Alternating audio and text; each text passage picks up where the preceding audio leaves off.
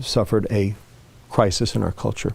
And I believe it comes down to a mistake that we've made between the interpretation of two of our most important and positive emotions, pleasure and happiness. A lot of people equate the two, but I'm here to tell you that they are completely different.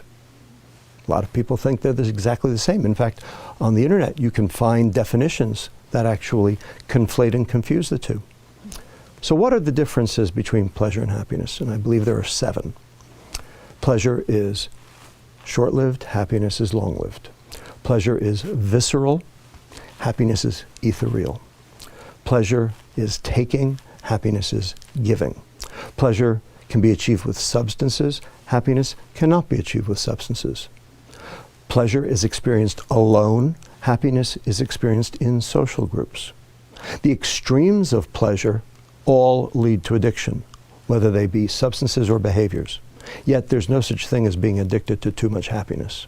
And finally, number 7, most important, pleasure is dopamine and happiness is serotonin. Now, these are 2 biochemicals, these are 2 neurotransmitters, these are 2 chemicals that the brain makes and uses to communicate between one neuron, brain cell, and another. Now, why do we care? So what? Well, turns out dopamine excites the next neuron. And neurons, when they're excited too much, too frequently, tend to die. So the neuron has a defense mechanism against that. What it does is it reduces the number of receptors that are available to be stimulated in an attempt to try to mitigate the damage. When you say to be stimulated, you mean to be excited? To be excited, that's right. And so we have a name for that process. It's called downregulation. And a lot of different chemicals in the body do that. Now, you get a hit, you get a rush, the receptors go down.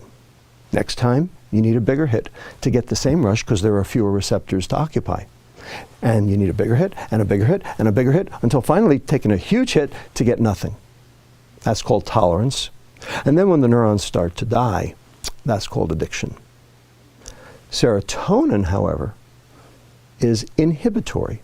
It's not excitatory. It inhibits its receptor to provide contentment, to zen out, if you will. So you can't overdose the serotonin neuron. And what does it mean to inhibit a receptor? What it means is it binds, but it doesn't activate the process beyond the receptor. So what it does is it basically slows down those neurons instead of causing them to fire up. And so in doing so, you end up with the process of contentment, that feeling of one with the world, if you will, that thing we call happiness. Now, there's one thing that downregulates serotonin, dopamine.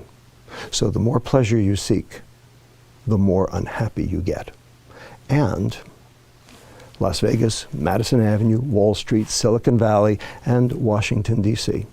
have very specifically and in a coordinated fashion confused and conflated the term happiness with the term pleasure, so that you can buy happiness, so that they can sell you their junk. It's called the American economy, and it's based on hedonic substances that drive pleasure rather than happiness. And in the process, we have become most decidedly unhappy. And the problem is, you can't fix a problem unless you identify what the problem is.